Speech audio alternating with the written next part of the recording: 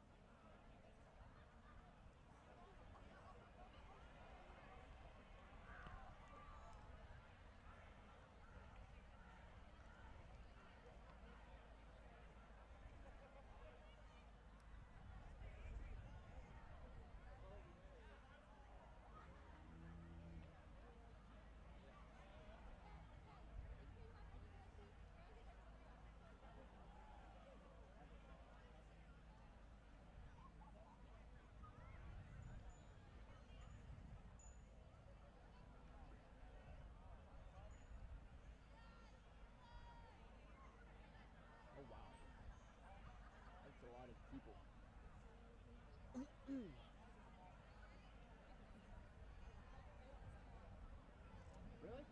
You can hear me? Oh.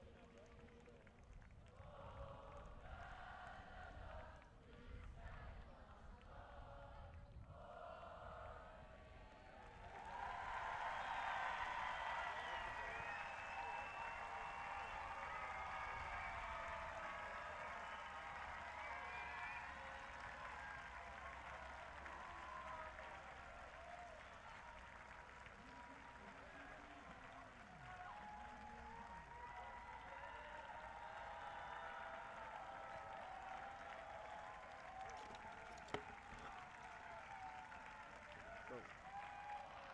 I'm so fucking.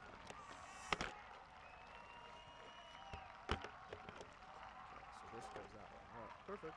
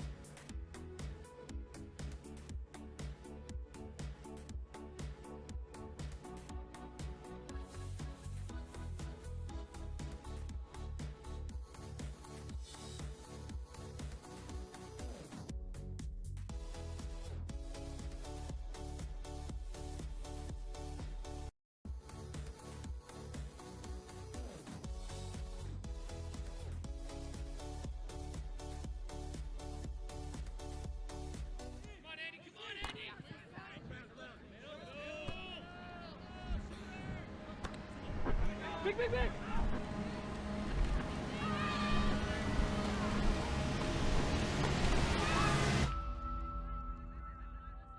In or out, it's your call. There's no ref here. That's on us. Decisions like these are about trust. That's spirit. Not a slogan. But to be fair, Even when the game is on the line. It's not easy. Sometimes it gets intense. Because spirit keeps the game bigger than the point. Bigger than the call. bigger than me, It's how I know I can go all out. and trust my opponent will too.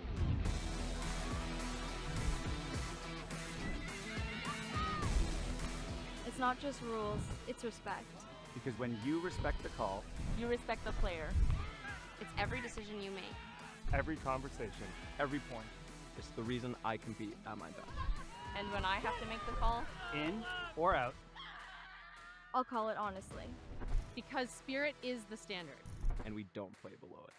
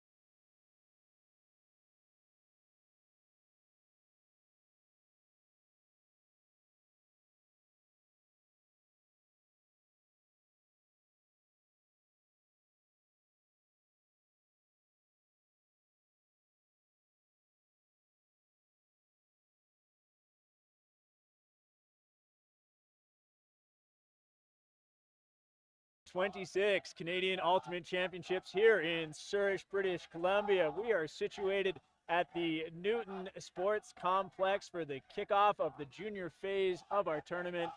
Here on a sunny night, acknowledging that we are on the traditional lands of the Coast Salish peoples. Wonderful place to be for the tournament. My name is Clayton Howlett. I'm here with Kat Fontaine, and we'll be bringing you a matchup from our open division, BC's Dyno versus Toronto's TORO. Kat, I'm looking forward to this. Yes, this is really exciting. Bonjour tout le monde. On est ici à Surrey, Colombie-Britannique, avec le match showcase de TORO de Toronto et Dyno de la Colombie-Britannique pour la catégorie Open. We're just about getting underway here. There are a few delays. The stream starting a little bit late, but as you might have seen in the post, we're live when we're live, so we're ready to go now. This game, a little bit of a story to start things thanks to results from the regionals. This pool is, well, I'm thinking it's the pool of death. Actually, we've got Dyno, TORO, and Origine in the same pool. High Tide, I believe, is rounding out the fourth. This is going to be a tight pool to win. Knowing that TORO wants to come out and achieve a better result than they've had the last few years, that this is definitely a time to make a statement. Dyno, in the meantime, looking to bounce back from the Universe Lawson finals last year, but looking to make it to finals again. Kat, you had the privilege of getting to know some of these players out there. How did that come about? So I, this year, is the team manager for the WJUC TC U20s for your open, mixed, and women's team. So I did have the privilege to meet some of our athletes who are competing this week at either CJUCs or CUCs. We'll probably have one or two or three come on for a little interview during halftime. So if you'd like to tune in with us at halftime, one of us will be asking questions. There's the horn, so we're getting underway very shortly here. I love that was right next to us. Dyno is going to be on your right on the screen, pulling, wearing the black jerseys. TORO in the white and red starting. TORO's hands are up, signaling readiness. And Dyno, it's going to be Umesh Jalith with the pull, spin move to kick it off, and away we go. That lands in. Pilar finds a receiver out of the stack. TORO's going to shoot it immediately and out of the hands of Ben Patterson. He had it. It's tough sometimes at the beginning of these games for a bang-bang play to go off. Let's see how Dyno responds as they have an opportunity to break right off the hop. Hazen Stokes will pick up, runs it up. Seeing a horizontal look here from Dyno, spread across the field with handlers back and cutters in a parallel line. They'll shoot it to the middle, taking the easy around, and now finding some flow underneath. Bosmina, looking for options, is going to go around to Stokes. Stoke is able to hit Mullen, who collects it. And he'll go back. Dyno has transitioned into a vertical. Still looking for resets here. Stokes doesn't like that one, so he'll go around to Mullen. Mullen looking for some downfield, but Dyno showing some great patience. And a break throw gets off after a crafty cut. And a few passes later, Poon reels it in while it's a little high. His throw is low, but a bidding Levi Mullen. Not in, but they're on the doorstep. Mullen looking for a reset. Finds Stokes. Stokes looking for over the top. Instead, he finds a scoop cut to number 19. Lyle, yep, but he's not in. And Dyno gets it to number 82, Logan Poon, after some work. Kat, a lot of great patience there from Dyno, I think. Absolutely, especially when they were right above the end zone line and they weren't in, and they were still patient to punch it in right at the end there. Sometimes some teams get a little too excited.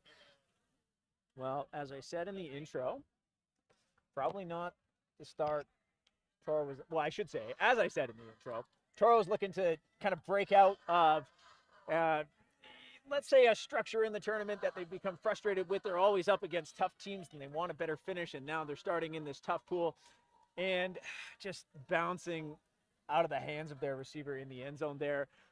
There's an old adage about using two hands. Yes. And also, you also always grab your Ds as well. There's a lot of those. So, unfortunate bouncing out of the hands there of Ben Patterson. So, Toro putting a similar O-line that they had out at the beginning here. Conditions, they are kind of going upwind right now, but it's really no effect. It was kind of cloudy here in the opening ceremonies as we kicked off, but the sun has come out. It's quite warm. And the wind is pretty calm. So with execution, I think this is anyone's game. Weather won't be a factor. This pull from Dyno is a laser. It's fielded by Belair. He'll center the disc. Kind of a vertical set with an ISO here to number 15, Anthony Laban. And another one bouncing out of the hands and goes for the second effort is Caleb Scully, but another one just a little too far or casual for Toro. I'm not sure. Hazen Stokes looking for the reset. Finds Malcolm McCulley. He's looking for the reset back to Stokes. It's not there. He's able to find Mossman underneath. And Mossman's pass just on the other side of McCulley. McCulley looks like he just wasn't ready for it. And it goes past him. So Toro back on O here. Scully goes back around to Belair. They'll play some pass. Toro has the reset. They do take the easy shot, but they're definitely looking for some production downfield right now. Pham over to Moores. Moores looks for the break shot. It's too far for Anthony Laban. And Hazen Stokes will come collect as he digs the disc out of our equipment table.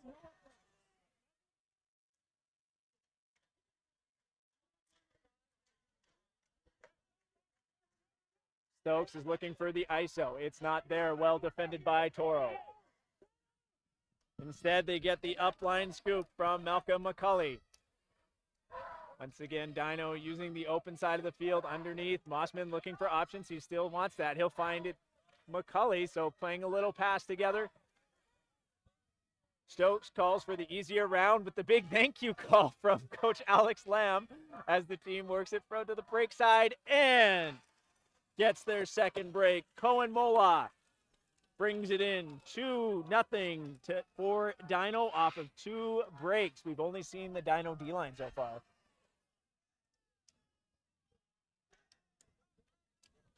Not seeing a timeout here from Toro, but I imagine we're going to see a personnel change. Absolutely. It'll be exciting to see new faces and just recognize some new names on the Toro line. So it seems some the same, but yeah, some fresh. Probably the right thing to do right now. Kind of get a refresher, recenter some players who have, had those errors or like been on the lines when you don't score on an O-line. It can be somewhat, it can shake your confidence, right? You don't want to sit out there and just dwell on those things when you're on the next point thinking about, just making an easy reset pass or something like that. So sometimes it's also tricky being on the first live streaming game of the tournament and also in front of a huge crowd at the moment as well. Our crowd stadium is very rowdy and full of cheers, so I'm sure that also can be distracting part. Yeah. The teams did their parade earlier, walking in with their province, under the flag of their province, and then everyone filtered into the stands. So the whole tournament is here. That pull from Dyno is going to be fielded inbounds. Kapoor moves it around with his handler, Corby. Get a quick shot from Klepok. And Toro brings that one in. Lachlan Walls with the head top reaching over. Now Toro has some energy. The score 2-1 for Dyno. You can tell by the excitement too that the first few points did not even shake them. And that's great. Okay. Here's the cynic in me, or maybe it's just I'm always like against what the other team does. But so there is a thing where it's say, oh, good job, team. You celebrated your O point. You did your job. You held, and you scored. Is that a big deal? You get a big celebration from the team. When you're down 2-0 in the showcase game and you've been broken twice, you throw your hands up. You get loud. You get your team back into it. And the energy is contagious too. It's how you pick up your teammates as well. Yeah, absolutely, right? Keeps your whole team in the game. So, got a loud O-line chant from the Dyno women on the sideline. This is the first time we're seeing Dyno's O-line this game. And you may see, we've had our pros line inbound so far. And this one will as well as it sails close to this side.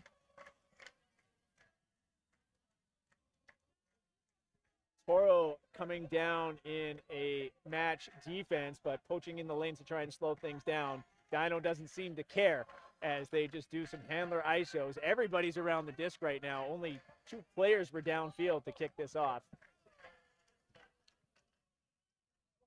Heiserer gets that over to Centeno. He's looking for some options. Now Dyno is in their vertical. Tang is going to shoot that. Too far for Velasquez. That throw was low with some pepper on it, so it sails out the back. Toro with the chance here to tie it up. They'll still be down a break if they do, but 2-2 on paper would be a much better story for them at this point.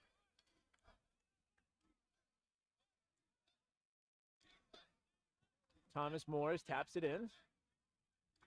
Doesn't have any options, so he'll take the reset.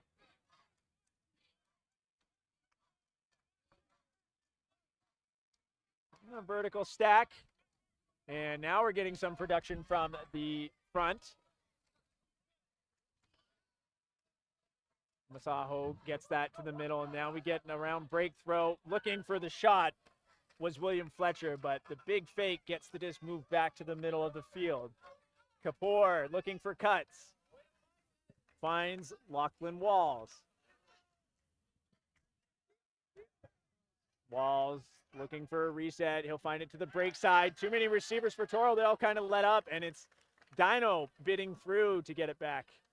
O-line playing with pride to keep it alive for the hold. Velasquez. Easily move that up to Centeno, who pitches it to a wide open Caleb Tang. The first hold for Dyno. The score 3-1. Kat, it seemed to me Toro's D-line was having trouble generating some flow there. Just a little bit, but I do feel like Toro's still in it. Especially when there was that turnover, you could tell that their O-line was very patient and was executing things. It was just a little, just our Dyno player was there to defend it, but otherwise it looked like it was there. And it looked like it was going to be a 2-2 game. No jitters. Exactly. No anxiety. They knew what they needed to do. They were valuing the disc. It just ran out of time on the stall count as the kind of cutters all seemed to be thinking they were either yielding to someone else or doing the same job. So it is the showcase game. One could argue it's still only the first game of the tournament. It is. First half of the first game of the tournament. If you're going to make these mistakes and say to your team, oh, okay, we've seen it now. We know we can do better than this. We know this is not how our offensive system runs or how offensive patterns seem to go. It is a good time to make the adjustment. It's just a hard thing to happen with the crowd watching you. It really is. And especially when you have people cheering against you or for you as well. Yeah. All right, Dyno's D-line been showing Some great offense themselves after capitalizing on some errors from Toro. That pull's going to land in and roll out. So Toro's going to be in a tough position here. Bam is going to look for a reset right away. And not the intended plan, but Toro keeps it alive. Bam will get it back. He'll reset to the middle, the safe throw to Laven. Belair comes off the front of the stack, has a cut off the back to Chan. Chan will get around to a bidding. Lucas Pham makes a big grab. The sideline is losing it. Keeping it alive, but now seemed like a handler was stranded, and we have a pick call. If you see anybody flexing their biceps, that is the hand signal for a pick. If you're within 10 feet or 3 meters of your check, I should say. If you are obstructed in following them while you're on defense, it is a pick, and picks are illegal in Ultimate. Not basketball out here, as people reaching top speed and setting a pick would be a very, very bad idea. In fact, right before our showcase game, there was a Spirit Captains meeting. All of the juniors know all their hand signals, so it's really awesome that people are starting to recognize them. Well, we better teach them now, because I can tell you in Grandmasters, we do not know them. So there needs to be a shift in learning these things, so it's wonderful to see. And it makes our life easy here or in the booth. So, okay, Blair staring down a vertical stack. He's going to find a cut off the front. And Laban is in, and that vertical stack pretty easily scoring. It seems when Toro was able to get into their system, no big deal.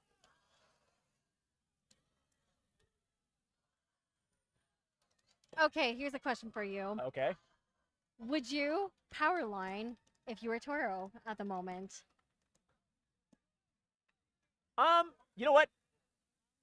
No, I'm probably putting my first string defenders on right now, because my O-line is so far the ones that have made the errors. So they don't need to go play defense right now, right? Defensively, we had Toro generate something, some pressure, or, you know, Dyno did make some mistakes. So they're like, hey, like, the turns will come. They already have. It's earlier in the game. I would, however, maybe cross over 1 or 2 players to say, whom I know are good defenders from O-line, which they typically are, and say what we do need is, you know, someone who's going to be able to have that timing for the flow, for the resets, so that we don't get stagnant with the disc, which is exactly why we turned it over the first time. Toro is a team that does run a classic O-line, D-line, but with all these teams, with any team really, you always kind of expect to see some crossover. Would you set a power line?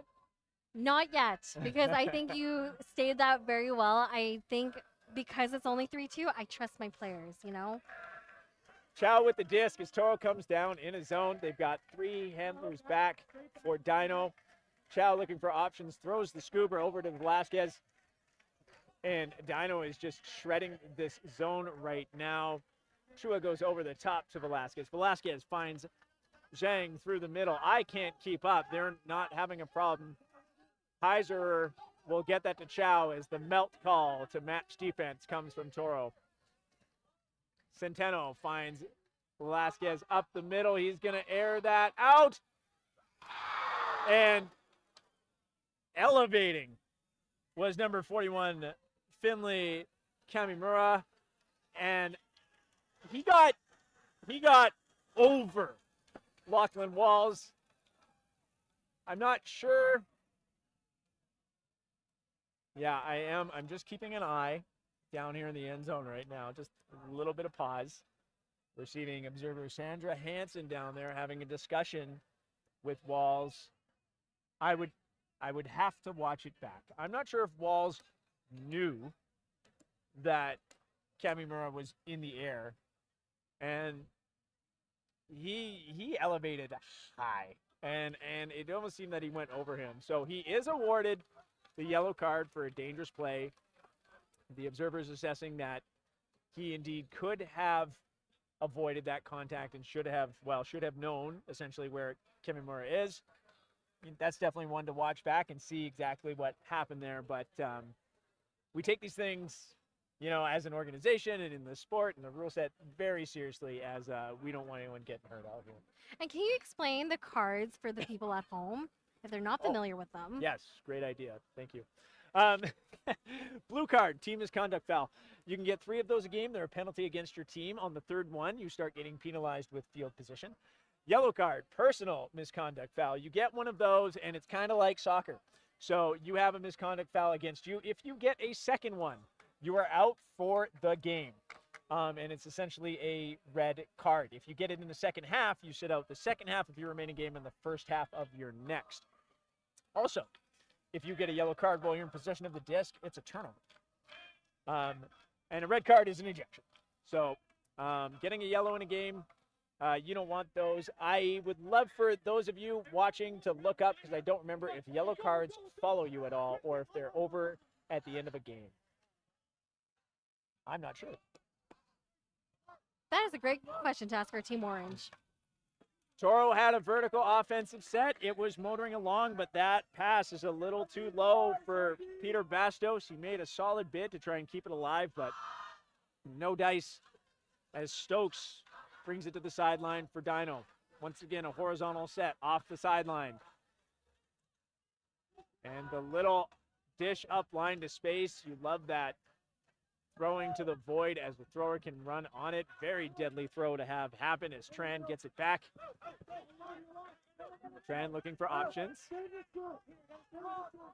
He'll air that into space for Poon, as they seem perfectly okay keeping it together, but they're losing field position here. Dyno floats into a vertical offense and gets closer, and now they're getting some field position. Jolliffe looking for some options. Stokes available on the sideline. They'll go around. No surprise there, as he seems to be this anchor reset. Mullen puts that up. This will be contested, except Lyle Yip had the read the whole time, and Peter Bastos unfortunately did not know where it was. He tried to get in the way, but to no avail. And that is a break for Dyno. And Lyle Yip is one of our TC U20s who played for the Open team, who was actually coached by your head coach, Rob Grundy, the also head coach of Toro, but also coached by our assistant coach, Alex Lamb of Dyno.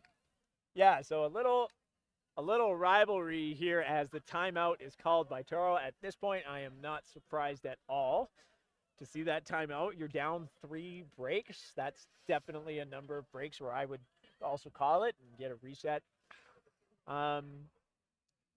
Kat, I get asked a question this time.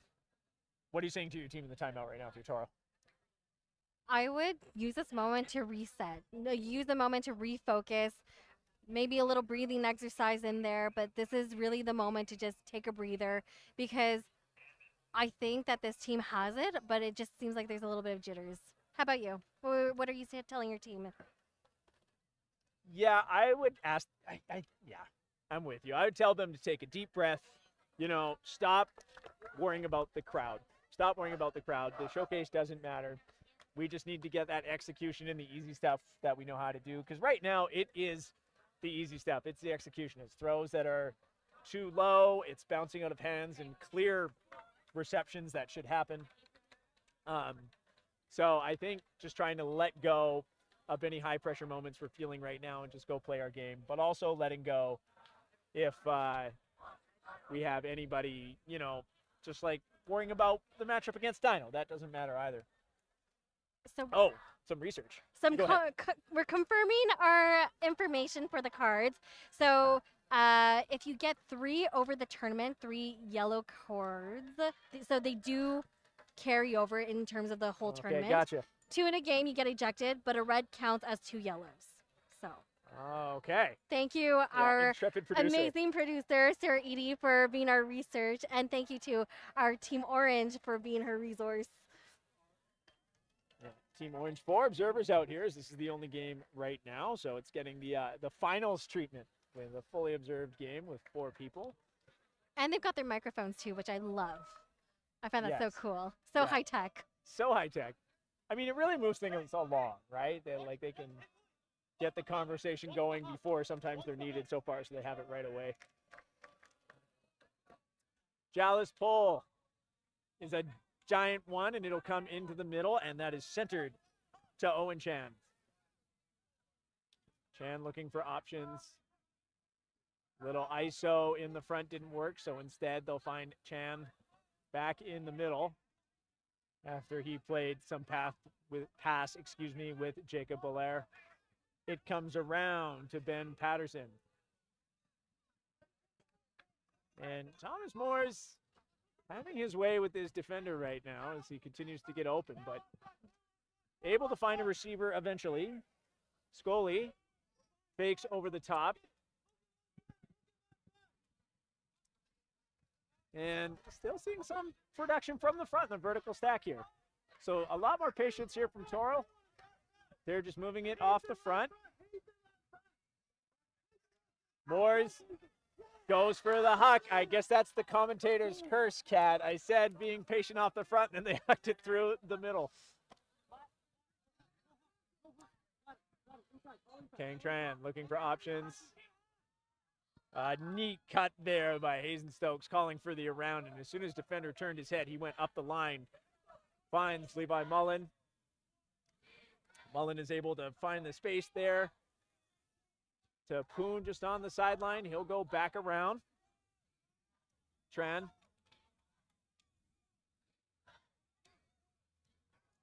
Gibbs pass is low and it's contested, but Bosmina brings it in. He and Poon will play some pass. Wow, Poon's pass. A blade over the top. Looked like it might sail too far, but didn't have too much mustard on it. It falls right into the hands of Bosmina. The score, 6-2 for Dyno.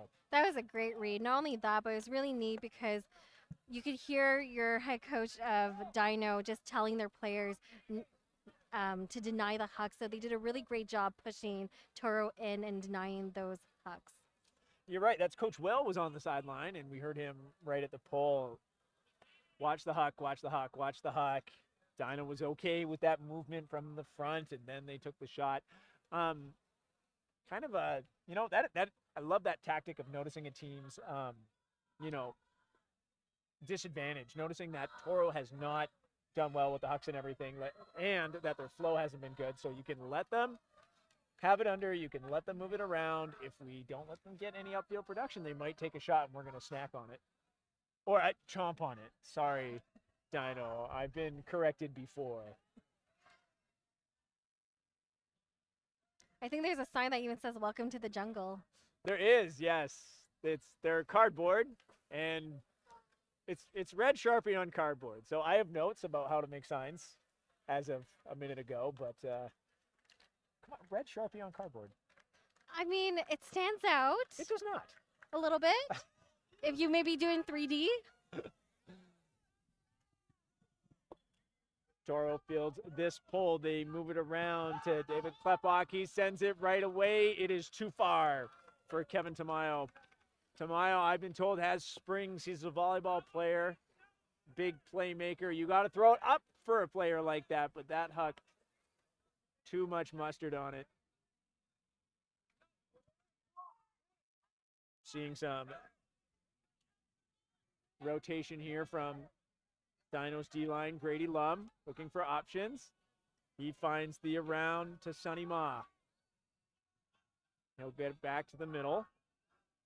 As Lum is pointing to some options. Contested to Jaden McCready.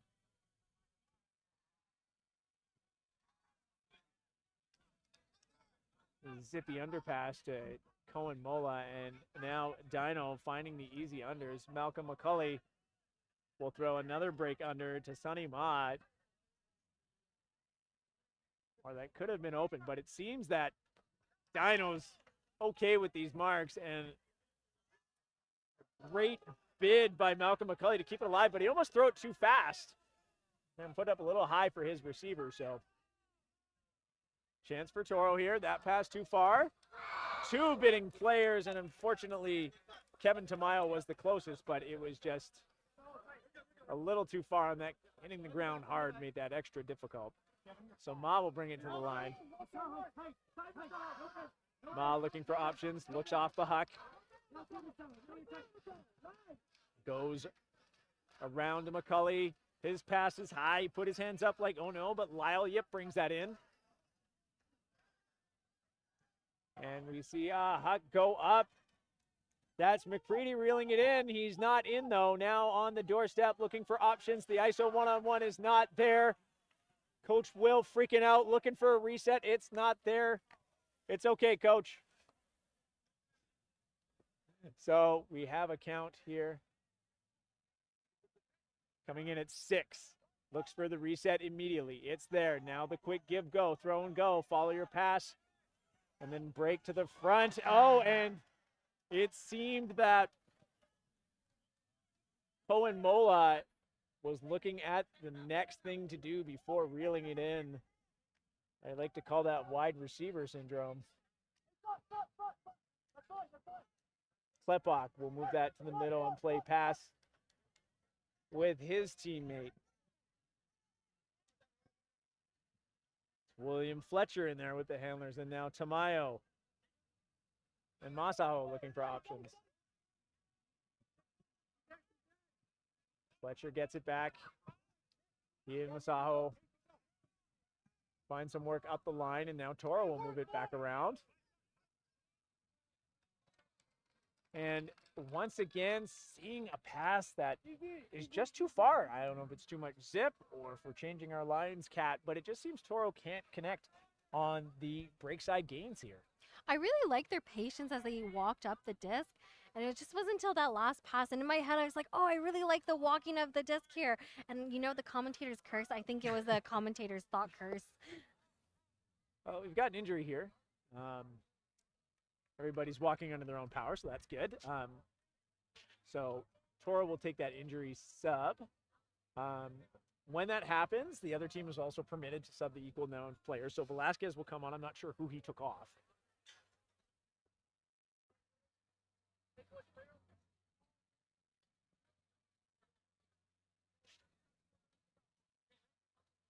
Oh, we're just waiting. Bit of a violation. People moving in before the disc was tapped in. Dyno gonna go right away back to McCready. And off of his hands, I think also looking at the next option. So Dyno's had great patience this game. May need a refresher that at halftime to just focus on the task at hand.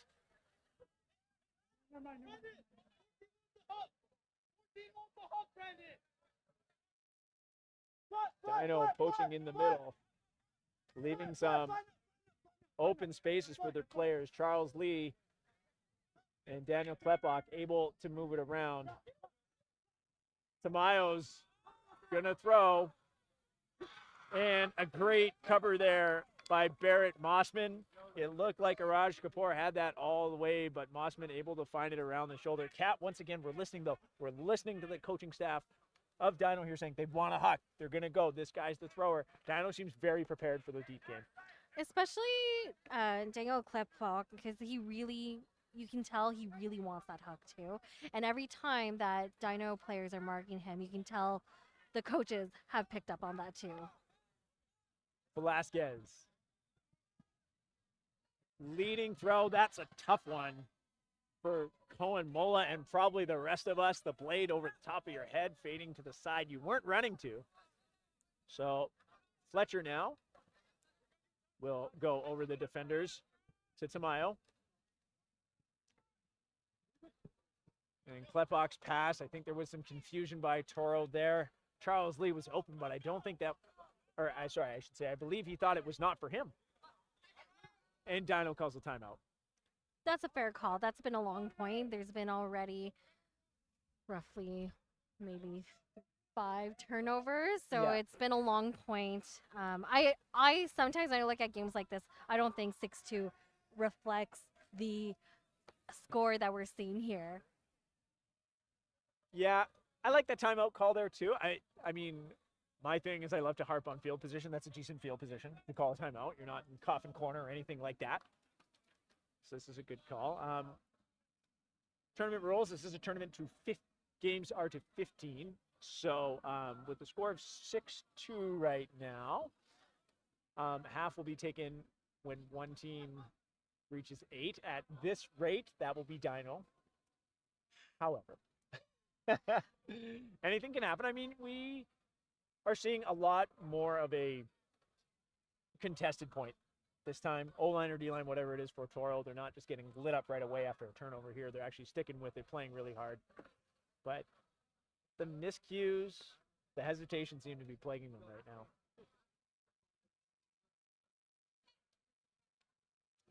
So if you're watching and you're not sure what happens in timeouts, it's 70 seconds for the offense to do whatever they're going to do in their timeout, but then to be set offensively where they have to take a field position and not move. And the observers will count down and let you know how long that is. 70 seconds seems long to us watching. When you're out there, your timeout's over before you thought it's even started. And at the end of that 70 seconds, the defensive team, TORO in this case, will get 20 additional seconds to set up where they want defensively. And then once the defense is set, disc in will be called and play will resume. This is fun. We're seeing a horizontal stack here. Seeing a pattern from Dyno where if it's on the sideline, horizontal's the look, and then they shift into vertical. Shooting right away was McCully. It seemed that Santiago Velasquez was there, but that was a bladey throw, and it came down a little too early. So TORO gets it right back after the timeout. This time, Raj Kapoor is able to reel that in, moves it around to Eric Hutchinson. Masaho, using his legs, works the scoop cut and has a miscommunication with Eric Hutchinson. And Dyno's going to capitalize. Malcolm McCully with the easy collection from Barrett Mossman. Barrett Mossman with a great presence of mind there to see he had a free receiver to just pick it up and go. Yeah, sometimes you have to watch for those quick turnovers because there are some people who will take full advantage of that, which is honestly the perfect opportunity to do so. Yeah, sometimes if it's not your system or maybe not the person you want picking it up, if it means you can score fast, it doesn't really matter. So I imagine we will see more variety from Dyno here, players that haven't played in this game yet. So we are seeing some new faces out there. Caleb Tang, haven't seen out there, number 28. Ethan Zhang, I think. And a few other faces we've seen in this game. So a healthy balance from Dyno here, rotating through their roster. TORO on, I would say, the same vein, is still using a good chunk of their team. There are definitely some players we have not seen yet. But they are definitely not riding their top 9 or 10 for the whole game. Healthy thing to do in the first game of the tournament. Especially when you have, as we mentioned, the pool of death to face for the rest of the week. Yeah, TORO, you know, the next game they're going to have, I believe, yeah, is going to be Origin. You know, your champions from last year, defeating Dyno in the final on Universe. So, yeah, I mean, you don't want to put everything on this game if you're TORO. That would be a silly idea. Offside called against Dyno. So, it won't matter right now because the pull went out of bounds anyway. But if the pulling team crosses the goal line before the disc is in the air, it is an offside, which is punished with field position on your first offense. The disc is taken at the brick, but since that pull was out of bounds, same position anyway. However, if they do it again, you start to suffer worse and worse field position. The next one would be the offense taking it at half.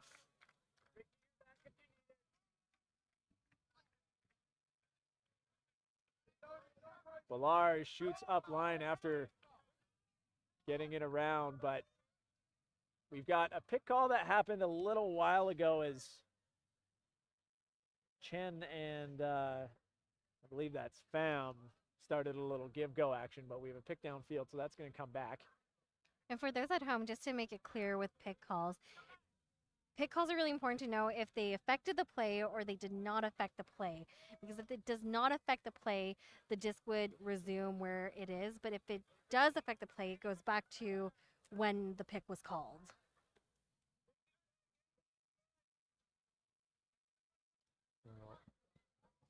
Toro's able to send on that to Bilar. He's looking for options. Doesn't really have anything underneath. Dyno is really stuffing the middle with lots of players in the way. We've seen this sort of defense before where it's not exactly a zone, but it's let's just get in the way. So they have this arrowhead at the front, kind of playing match defense downfield. So the double slough, it's called. And they are just holding it all the way as the handlers for Toro are able to move it back and forth. Great work from Toro handling for Fem, Belair, and company. Tamayo gets that underneath to Ricky Wang. They'll send it back to Tamayo, over to Fem. Now Dyno in honest match defense here. That throw is low, but Belair is able to get down. Wang gets the around backhand over. Lavin looking for options, faking with both hands. It's not there. He needs Belair. Floats that out. And just some high pressure D from Dyno and some dancing in the backfield results in a turnover.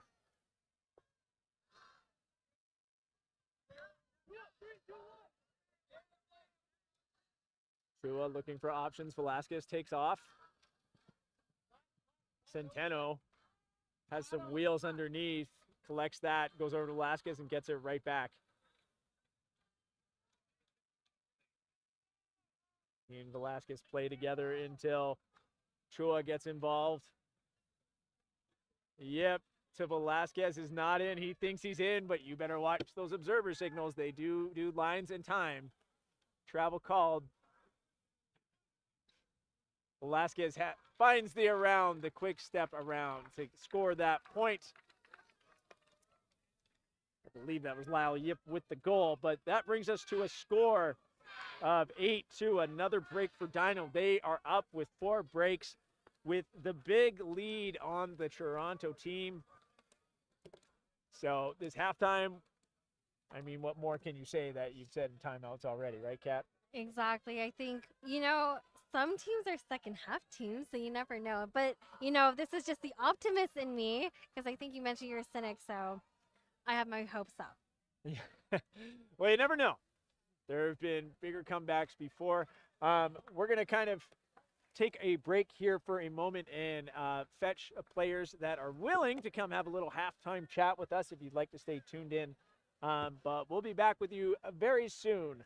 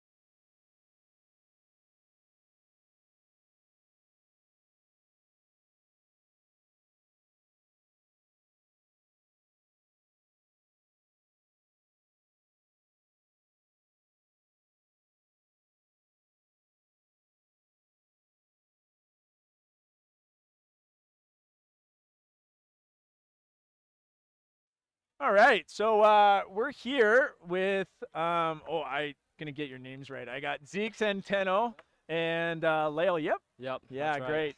great. Thanks guys for coming on. So far, you guys have a really healthy lead against Toro here. Yeah. I don't want to say the game's over. We don't want to call it a foregone conclusion, but Game's not over yet. Job's not finished. I definitely know you guys are on a mission though. Yep. Because you know, I saw your Instagram post the other day actually, and Oh, yeah. it was me calling that VAR result Hey. and the Origin win, and then suddenly the video kicks into this motivational stuff. Why don't you take me through mentality on the Yeah. comeback this year that you're going for? Oh. Well, I feel like we've been working hard together as a team, and we really just want to give it our all during the CUC. And I kind of made that video to fire each and every one of us up, and to really show like why we want it so bad this year. Yeah. And so that was your baby. I didn't actually Yeah. know that before I said all that. That's amazing. Okay, great, Zeke. You know, it sounds like you guys have that cohesion as a group.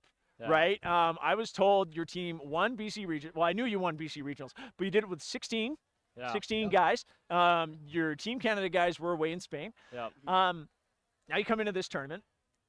Has there been any discussion, or is it just understood how you guys are going to employ your players? Is it a together thing? Is there a hierarchy? Is it everybody's in it, but we're going to ride our dogs when we need to? Like, what's the approach like?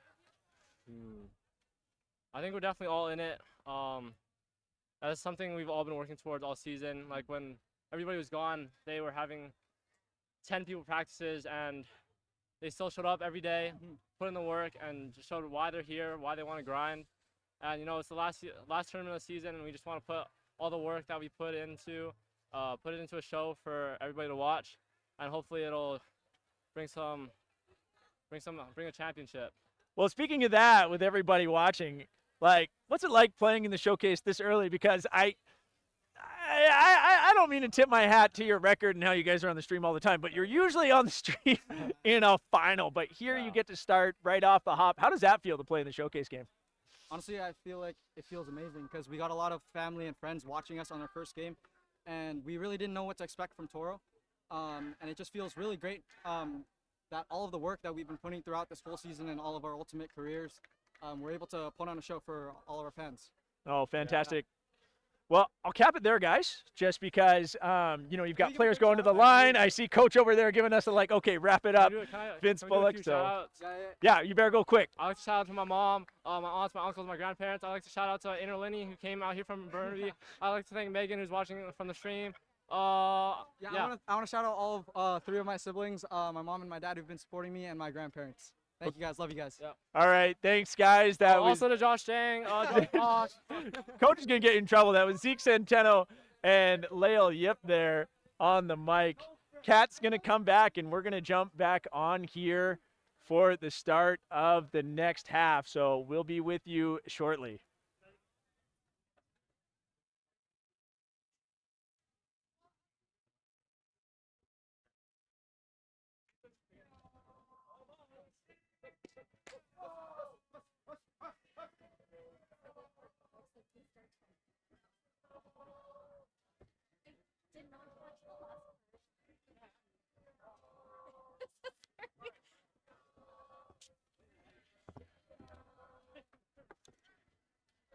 We're back as we untangle our headphones here. After a very, you know, spirited halftime there. Lots of shout-outs. Kat, you can tell those guys are excited to be here and on the stream so early in the tournament. You'll have to see it. The energy here at this tournament is already quite high, and players are having fun. And this is only one game for 2 teams, so bodes well for the rest of the tournament. Well, this is so exciting because you also get to host the tournament in your own city. I love hosting a tournament in our own city, but that's only because I get to go back home, sleep in my own bed, and not fight over for the shower. Yeah, the hotel perks, I suppose.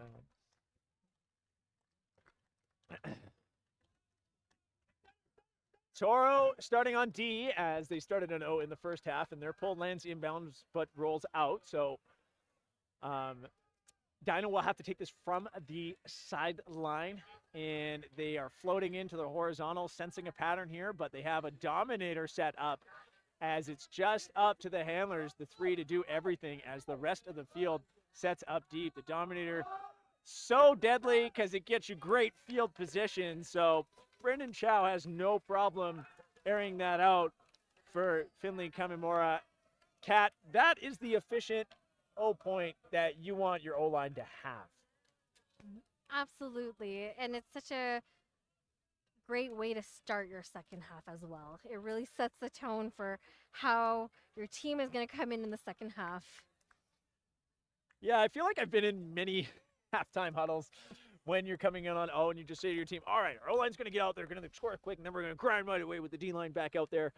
I feel like that's a very cliche and staple halftime speech when you get to start on O, and Dyno employing it right away. Just want to say a shout out to our sponsors at this tournament. BE Ultimate providing the apparel vendor, I should say, the main vendor of the tournament for apparel. Gave me a nice cool blue shirt and red jacket here that I'm rocking. Pretty happy with that. We've got Discraft sponsoring us, who supplies the most important equipment of this tournament. The discs. We also have Sport Surrey, as we are in Surrey proper, where our park is. BC Ultimate, who worked with the LOC here in Ultimate Canada to make this tournament happen. Via Sport and Ultimate Canada putting in the work to get it done. And a shout out to Braden at Long and McQuaid for backing us up with some audio equipment. Saved us, saving the day. But as I like to say, Clay saved the day. I did what I could. Lucas Pham looking for options. Once again, Dyno stuffing the direct angle upfield towards the stack with these poaches. But Lavin able to sit in the gap. And now Toro is getting some momentum. Chan doesn't like the look upfield, so he'll go around to Moores. Gives it back to Chan on the jam cut. He'll go around to Pham. Pham has been everywhere. I'm told he's a natural leader on the team. Valedictorian as well. And talking to Coach Grundy, he said, I have good athletic players. And individually with a cut like that, you can see the skill is out there. Toro showing that they can make the consistent connections. This point, I said something, Kat. I said something, and they dropped a pass they should have had. A little low for Chan, unfortunately, and now Dyno here is off to the races. McCready has the around to Logan Poon. His pass, though, is too shallow, and Patterson just runs onto that. Scully's able to find Lavin up the line. They're on the doorstep. Scully around to Moores. Moores wants something at the front. He'll get the jam cut to Scully. He'll give that back. Fakes the upline right away. But not seeing any positive generation here. There it is for Toro as they get the upfield. That's number 12. Peter Bastos with the assist. Brought in by Lavin. So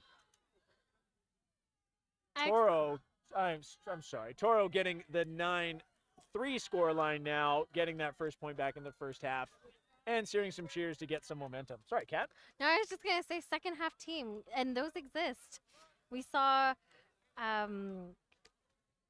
just having sometimes that breather and that reset can really make a huge impact.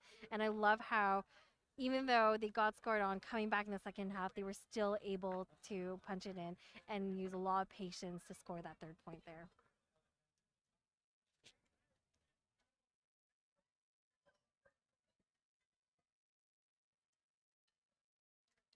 So still seeing kind of the standard personnel from the Dyno O-line out there. Toro also kind of putting out familiar faces. Certainly not rolling the lines yet, but still haven't seen some players from Toro make it to the field. It's tough in the showcase game sometimes. You don't want to, give up or just say, all right, what are we going to use this game for? But like you said, second half team, I mean, bigger comebacks have happened. Tree play with some players clearing out. And then no one's around Heiserberg, so he'll just put that out after he's not contested at all. And Velasquez elevates, and he's in. He's not in. So we had 2 signals from the observers there. One in, one not in. So he's called not in, looking for options. Gets the assist. And Zeke Centeno with the goal. The score now 10-3 for Dyno. And just that seemed like that was a Velasquez and Centeno point, which another fun fact, Velasquez was on the Team Canada U20 mixed team, and Centeno was on the Team Canada Open team. And then not only that, Dyno has a 4th Team Canada player who played on the Open team, and that is Jonathan Chua that we have not mentioned yet. Yeah, lots of TC presence here. It is spread pretty well across the tournament. There have been years where that's not the case. It was cool in the open ceremonies. We didn't actually stream it, but they had, after all the provinces came in, the last group to walk in the parade was one carrying the Canadian flag, and it was about 25 players, and it was all the TC players. And as they walked in the stands, all the players sang "Oh Canada" to them as they walked in. So it was pretty neat. So you can see, even though they're all on different teams and everything, that appreciation for their peers playing Team Canada was alive and well in the tournament. Just a fun fact with that walk-in, they actually came in also with an additional banner. It was the official World Juniors Ultimate Championship banner from Logroño, thanks to Sylvie Klassen's parents who were able to get that for the players. That pass, an easy one for Patterson. He is in, we think, as we barely had time to really assess what was happening there. So you had an efficient O point there from TORO. I mean, I'm kind of glad they caught us off guard there, Kat, because they need to score that fast right now. Absolutely. 10-4. I mean, story is, though, they have no breaks this game. They're down 4 breaks. If they don't generate any, I mean, it doesn't matter. You can't win by only holding on offense here. So we're going to have to see them break down this O-line from Dyno, and which they've generated a few turnovers, but really Dyno's O-line has been comfortable.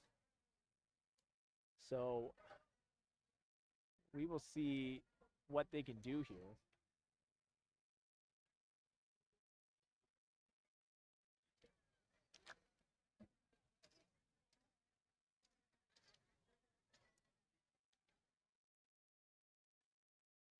So getting some matchups sorted on the line there. They're all ready to go. Klepok with the pull. That's going to stay in.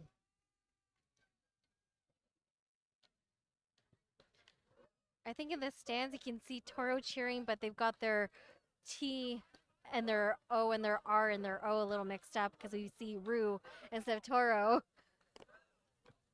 That's the cheer, Rue. It's planned. Okay, and you see that red Sharpie on a white background? Very easy to see. I just want to point out. That fair point. Centeno goes around to Chow.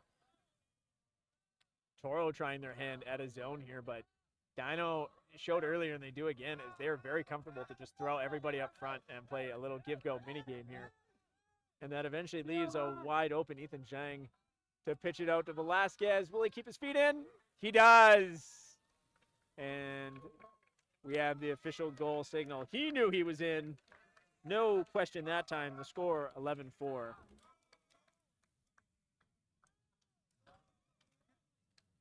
I think this is a good time to give a little shout out to our Team Orange, our lovely 4 observers that are here with Dominique Saint-Jacques, Sandra Hansen, Linda Kudo, and Ethan Lang.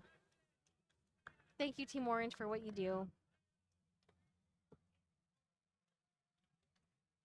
I have to say, I really enjoy getting to know the observers in Canada. If you don't know, if you've never hung out with them, they go back to the hotel And I wouldn't say they fight, but they have spirited discussions and conversations over the calls they make. They agonize about getting it right and knowing the rules, folks. So they put in a lot of work off of the field to hone their craft. So you love to see the game develop in all those different ways. My favorite thing with commentating is spending time with the observers. I find them so fascinating, especially when they discuss their perspective and their rules and everything. It's so great. As long as they agree with me. You know, I mean, sometimes they disagree with what I think happened on the field, and then I'm just like, I'm going back to my hotel room. See you later. You give your own yellow card. What? I've never got a yellow card. Good. I would hope Yeah. not. Yeah. Yeah. But if you do, I'll I don't know mention if on the that's right. stream. I just never have. If you do, it'll be mentioned on the stream.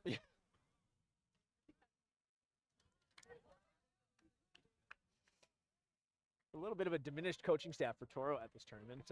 Rob Grundy and Noah Bailey holding it down, you know, and they've had their whole team's attention, but Crystal dos Santos and Owen Robinson both at, in Ireland, traveling for the World Ultimate Club Championship. But hasn't seemed to matter. They've been doing a great job with their crew, you know, keeping their crew in it despite the execution errors. And right now, though, I mean, Toro's having no problem moving it upfield. Scully now is on the side. He wants to get it off, and no one is covering Jacob Belair as he goes up the line. And Toro's able to pitch that in to Owen Chan. So Toro's still in it. The Rue crew in the stands goes wild. And the entire sideline for Toro comes onto the field. So, you know, Kat, just connect back to what you said. They're not going away. 11-5. And I think that's what I love is that they're still in this game and they're still putting up a really good fight. So Toro's goal this tournament is to play for a medal. We did say they wanted to break out of kind of the results they've find themselves in. They typically, like where I've seen Toro at the last few tournaments, they get to free quarters. And they might win it, they might lose it, but then they lose in quarters. And they've had a rough time breaking out of that. And I think setting a goal of getting a medal and breaking through that kind of invisible wall they've had for a little while is a great goal for them. They did come into the tournament thinking we have something to prove.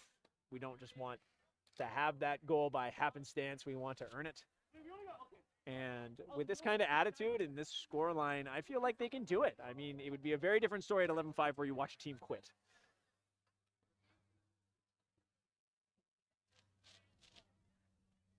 That pole lands out of bounds, so that will be centered by Brendan Chow.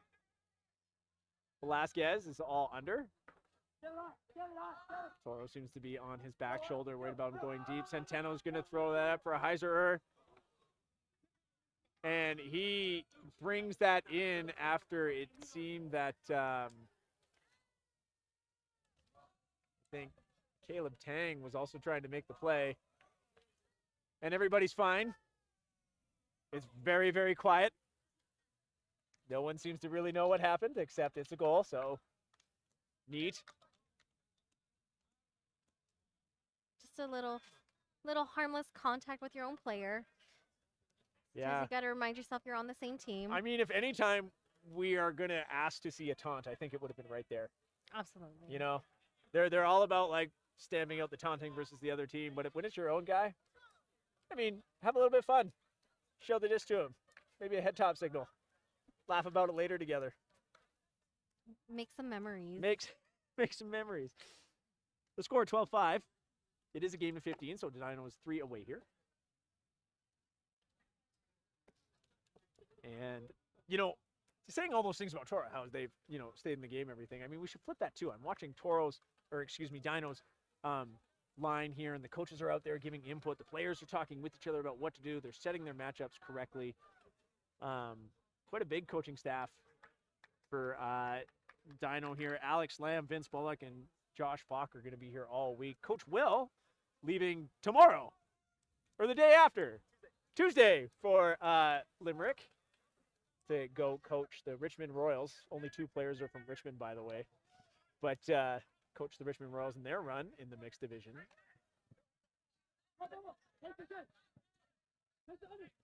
So off the front of the stack works for Anthony Lavin after the huck was looked off. He'll send that back to Moores, and they'll play some pass together.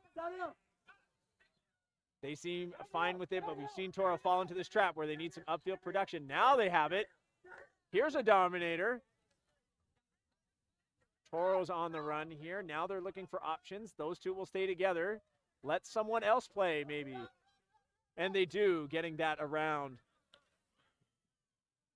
to Belair. He lasers that to Moores, who will go back to Levin, and that's a goal. That was kind of a two dudes doing the work, maybe with a little bit of help from their friend, but you know, the seeming vets from Toro taking over for that point. And I think Toro needed that halftime break because I feel like if this was applied in the first half, it would definitely been a very tight game. Yeah. I mean, they haven't gotten broken this half. That's great for them, right? If you're going to take away anything from this game, I mean, I'm talking like it's a foregone conclusion here, but they're also running out of time. So it's, you know, this is looking great for Dyno right now. But while Toro has not broken Dyno this half, and obviously they would have needed to do that to win and get better, at the same time, they're now holding the way they should have in the first half. You know, there are less people here. It's kind of calmed down. You get through that first half of being on the stream, and now you just play like you know how, so. You got to break the ice. I find sometimes some people, when they're on live streams, kind of feel like they have to show or up another level, and that itself really plays around when really you just have to go back to your fundamentals and classic Frisbee and have fun. Which they seem to be having.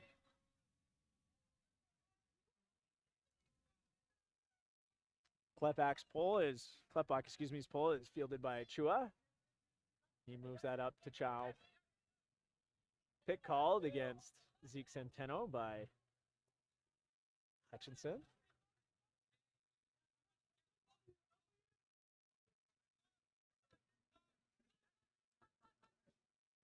Dyno with lots of players open underneath. A lot of backing here happening from Toro. They seem to be worried about the Hucks. And Jonathan Chua laying out at the last second to keep that over the top alive from Velasquez. He airs that out for Centeno. Heiser. And he play a little pitch and catch. Goal, Dyno. The score 13-6.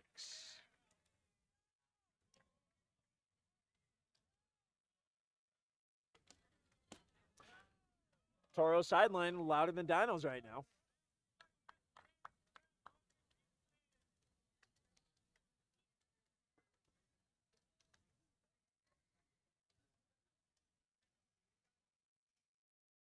And still seeing some pace in this game. I don't have the timing rules in front of me, but what I can tell you is that this is a hard cap tournament except for finals. So we do play in a window of time that will end, in which case you end the game unless it's tied. Soft cap will be employed for finals. And the game slots, Kat, I want to say it is, ooh, wait, I have it. I got it too. It's 75. There is soft at in these regular games too. So soft cap at 75 minutes, hard cap at 85 minutes. I believe soft is in 5 minutes if we indeed started at 6:45, but it was a short delay, so I'm not sure if that's the official time. But if it is, soft cap should be in 5 minutes. Oh, an unfortunate drop here by Toro right at their own brick mark. And Dyno capitalizes immediately. And travel called. I mean, I would have called that as Chatterbox Lael Yip seems to get a little too casual there. Oh, I'll say it. We couldn't get him off the microphone. I didn't think we were going to come back on time. I got some serious side glances from the coaching staff there. So I won't lie, it's funny because there was a little bit of hesitancy before the interview. So who knew that Oh, that he was would ready be to a go. natural at it? well, some easy clinical end zone there. So Hazen Stokes brings in the goal. That is a break for Dyno, the quietest break you'll probably hear all day. As at this point, it's pretty clear where this game is going to go. But Toro keeping High their spirit. heads up, their horns up. Horns up. I Ah, love it. Yep. Yeah, I still have a There few. we go. The Brew Squad's very quiet. Where did they go? They seem to be making a new sign up there. Okay. Let's see what else they can come up with. Yeah, crowd's still in it. There's still some people here. You know, the funny thing I find about the junior phase of the Ultimate Tournament is looking around on the other fields. There's a lot of play going on. People also getting in some reps and fun. You get to hang out with your team. Everybody's going on the same bus together. No one's driving a car anywhere. And the best days at the end of the tournament where you get to do some jersey trading. Yes, that is a big deal at this tournament. I remember the jersey trade and the final happened one year at the same time. No one was at the final. Oh, I don't blame them. There's some, and it's fun because some of these juniors now are inheriting their parents' jerseys. So you've got some old throwback, iconic, historical jerseys. Yeah. And Toro actually does have quite a few players from generations of Ultimate players, many second-gen players on Toro. So you might recognize a few names out there if you're a parent or just an old player like myself. Toro, some efficient O here. Still have the wheels to shred here, but Dyno, just watching their defense move across the field, is more than happy to allow these 3 to 2 yard gains. Except there, that's the problem, but Toro unable to capitalize right away, so instead the Dominator continues. We've seen this 2-man show before, so Moores is back here.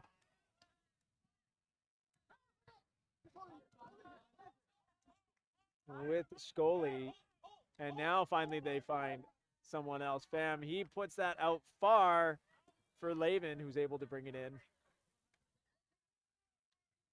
Scully has Moores there, but he wants the upfield throw, wants the gain, is able to find Wang. Pham looking for options and finds one as a wide open Wang moves the score to 14-7. I would love to see Toro get 2 more points. I just feel that a 15-9 is a very different story than a 15-7. Absolutely. 59, and again, I feel if we had that 59, it would definitely reflect the battle that Toro has really put in this game. Yeah. They put up a good fight. In some other associations of Ultimate, there's like that use algorithms to determine team rankings as well. If you get beat by a certain amount, you get bonused. Yeah, it detaches your team from the algorithm, so your ranking against each other is discounted, moving you up and down in the seeds. And so now the new meta, if you will, is I hear a lot of people considering how, you know, a score means, like, what's the official threshold for a bonus, as it tells, like, if a game is a blowout or not. I mean, this game, watching it, Dyno firmly in control. Dyno with a few execution mistakes, but nothing on offense nearly of the volume of Toro. Have seen some defensive lapses here late in the game, of just not playing their system, but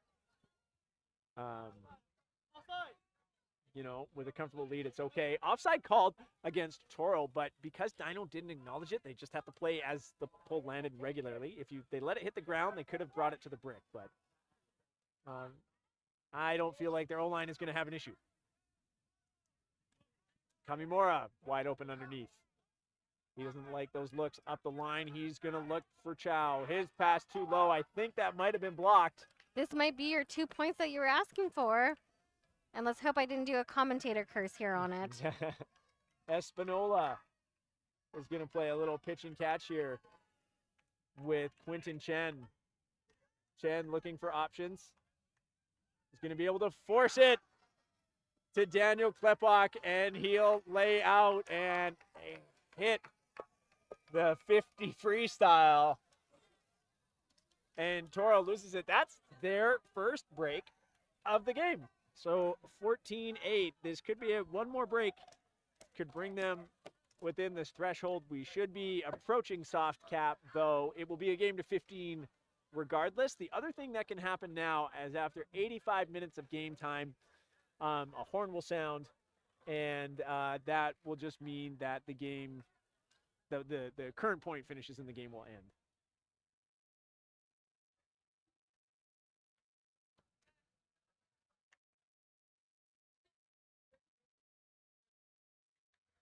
So there's always, Kat, I find in these games, you're Dyno, you've been up all game, you feel like you're better than the other team. I mean, the score shows you are right now. You're certainly playing against, or better than them right now. As a coach, you're sitting there thinking, if we could just wrap this up, please. Coach Will agrees. Have dinner soon. But I mean, there's something we said too, conserving your energy. You still have your big players out there. I mean, I'm looking at the line for Dyno. Third in the line is Velasquez, wearing number 95. Great number, by the way. And he, is thinking, I would like to score quick because I want to conserve this energy. Now, is 95 your number? Is that why you're saying that? Obviously. I'm 97, so I don't know. The 90s, it's quite the era.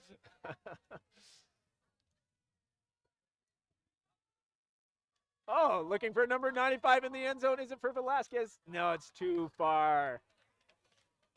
I think you predicted a second point from Toro. This might be it. This might be it. I mean, you can't take your foot off the gas, right? Like, if this were only a soft cap game and there were no hard cap, this is where you're actually starting to sweat a little bit if you're Dyno. Because it's like, what are we doing? We could just win the game. Let's get it together, right? I think the hard cap's going to catch up with Toro here no matter what.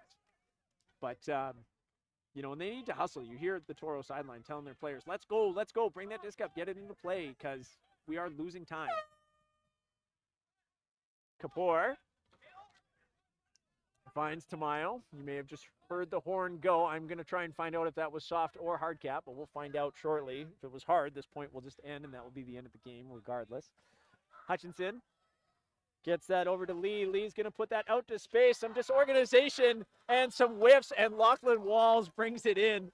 The score, 14-9. I guess I did call it Cat. That was soft. So it's game to 15 no matter what.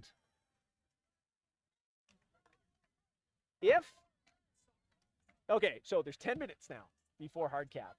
If Toro can bring the score to 13, if they can have 13 in the next 10 minutes before that horn goes, they actually have a chance to win the game, which is wild. It is very wild. That'll be very exciting. Yeah. And I bet you all the people who left a bit early wish they were there Yeah, those big dum-dums. Exactly. I'm just saying. They're missing out. We get to watch it live here. Well, I suppose they can watch it back on the stream. We are always so pleased to be able to bring you this footage and coverage. So now if you're Toro, this is a funny position because you're all game, you've kind of been rotating your big players and getting everybody in, but suddenly you're like, okay, well, now we have to run our big lines for the rest of the game because there is a chance. 4 points in 10 minutes, tall order. Impossible? No. But you're going to have to sprint down every pull. You're going to have to keep those pulls in bounds. Dyno still has a timeout. Timeouts are permitted in caps. So you could also be holding that trump card in your deck right now if you're Dyno. Stall down called. I'm not seeing any signals yet for if it's agreed to or contested.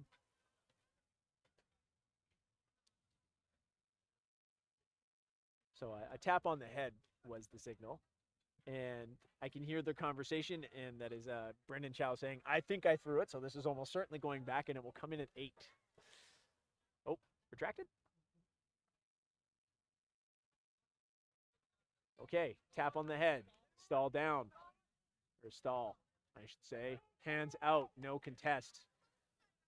And then it's a turnover. All right. That's the kind of speed and pace Toro needs right now if they want to come back in this game and bring this within a point where time won't matter. Laban. Kean Moores will play some pitch and catch. Moores looking for options. He has Hutchinson around. They'll play together, going for the scoop cut. Is Kapoor? It's not there. Instead, Laban will go back and get it now. Moores has it. Toro has to press the issue here time-wise, but at the same time, they don't want to make a decision. They want to value the disc. Tamayo is able to hit the center step. Not in by Laban. Laban looking for options. And Morris has it. All right. 14-10. So I think the trick is, Clay, all you have to do is say the opposite of something that you want to happen, and it'll happen. So you never know. We might actually, Toro will bring this up to 13. Keep it coming, Clay.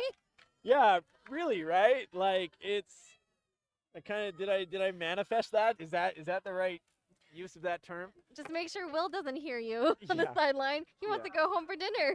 Yeah. Now I'm convinced this is a timeout. It has to be. Has to be. I think as a Dyno coach, this would be a great opportunity for a timeout in terms to kill the momentum and the energy that Toro has, because I feel like Toro right now is on a very huge, exciting path right now, and this is a great way to just try and implement it. Yeah. Okay, now for you real nerds out there, here's one for you. 60 seconds for offensive readiness between a pull, and you get a 70-second timeout. Someone tell me what rule it is, because I don't know. This is something I've been wondering about. If I wait 59 seconds to signal offensive readiness, and then I call a timeout, I get my 60 seconds. Do I then get an additional? You don't. I've got like 6 observers sitting next to me right now, and they're like, no, Clay, that's dumb. Oh, okay, the timeout is additive. So the timeout only adds to that readiness. So you can't exploit that reset. Okay. The entire observer crew is over here just smiling at me like I'm a big dum-dum. Thanks, team. Yellow card for you. This is why you like your conversations with them. I guess, yeah. You know? And this is where I'm like, okay, whatever. And I just go back to my hotel room by myself and wallow in my lack of rural knowledge. Alan Bagish here immediately to correct me. Shout out to Alan Bagish, because he has been to every single event you can possibly think of. Just back to back. He was at WJUCs. Then the next following week, I see him at CUCM. Now he's here at CJUC. And he's also going to WUC in Ireland right after as well. So, That's some work. lots of work. Toro's pull is going to land inbounds. And seeing an honest defense here match by Toro. They have the energy, though. They're very, very tight, but Dyno's going to pitch it up into double coverage. But a great defensive play by Kevin Tamayo. He is a defensive playmaker, we were told, and there it is, and he has the ops. You can sense the energy. Suddenly things are picking up here, but the time. But let's see what Toro can do. The score 14-10. They need to get it to 13 before the hard cap horn goes off. Walls tries to put that up for Hutchinson. You could hear the call from Hutchinson to throw it. Toro's trying to score fast, but the throw is too soft. Centeno looking for options, has a shot deep, doesn't like it, instead goes underneath to Boschmina. Centered back to Centeno. Velasquez goes deep again. Not there. Dyno looking for the value. Caleb Tang finds Velasquez. Velasquez is going to put it up. And it's off of the hands of Leo Yip, but he calls a foul this time. I don't know about this one sitting over here. This is why we have 4 observers. It's so great to have those extra perspectives. And I think there's also the ruling, if a media, official media, is there and they take a photo, you may be able to seek advice from your photographer. I mean, Or we do. videographer. Well, yeah, it's true. Because if you remember the final last year, it was decided on that VAR, the reviewing a pick call, if it affected the play, and it did not. As Lucas Ariel threw that winning point for Origine. Fun fact, do you know what VAR stands for? No, I totally just used that and I don't know. Video Assistance Referee. Referee, you say? Yes. So we're like, what, VAO? I guess so. Ding. Hilarious joke. Okay, call retracted, or at least observer ruling not there. Too busy laughing at my bad jokes. Vigar looking for options. Doesn't have much. Instead, Morris is going to come all the way around. Tamayo with the disc. Dyno just clamping down, allowing those unders. They want Toro to make a lot of passes, either eat up the time or wait for that drop to come. They've really clamped down on the Hucks here. They'll center that to Fletcher.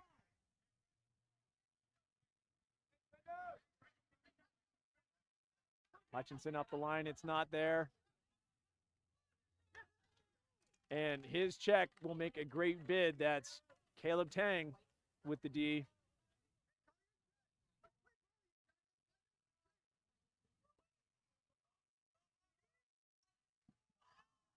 Another layout bid for Toro. They just won't go away. That block to Velasquez, or that pass to Velasquez, blocked by Moores. Moores airs that out, and another huge bid as Dyno gets it right back.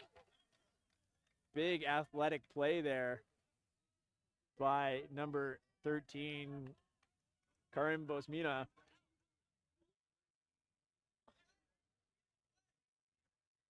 And while Toro is getting the chances here, this is just time they do not have.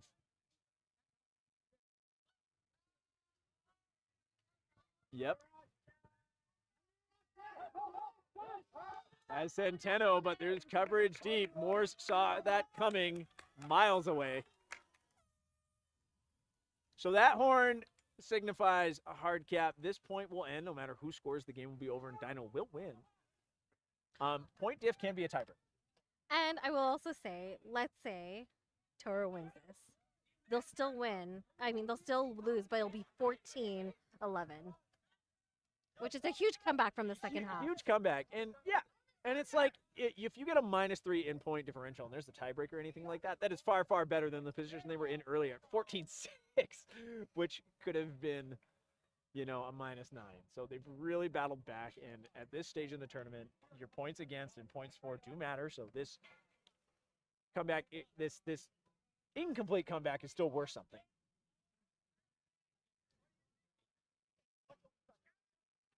Hutchinson looking for Moores. He gets the little juke to get up the line for a good gain. Doesn't like the reset. And eventually takes it to Fletcher. Fletcher's pass is up high to Tamayo. Tamayo using those volleyball springs to bring that down. We'll pitch it back to Fletcher. Kapoor pitches that around to Tamayo.